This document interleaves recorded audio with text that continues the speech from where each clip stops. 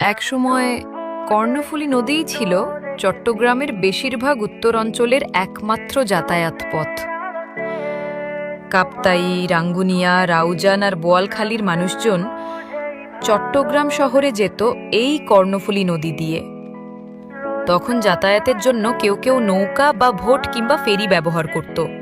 ব্যবসা বাণিজ্যের সব কার্যক্রম হতো শুধুমাত্র এই কর্ণফুলী নদীপথ দিয়ে। তখনকার দিনে আজকের মতো কাপ্তাই রাস্তা একেবারেই ছিল না। এই রাস্তা তৈরির পেছনে ছিল এক দীর্ঘ ইতিহাস। 1957 সাল থেকে শুরু হয়ে 1962 সাল পর্যন্ত চলেছিল কাপ্তাই বাঁধ এবং জলবিদ্যুৎ কেন্দ্র নির্মাণ প্রকল্প।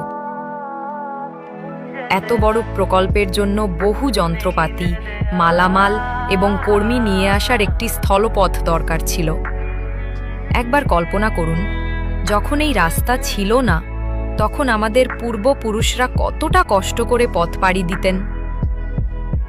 আজ এই একটি রাস্তা এই অঞ্চলের মানুষের জীবনে সুবিধা, উন্নয়ন আর আশা নিয়ে এসেছে।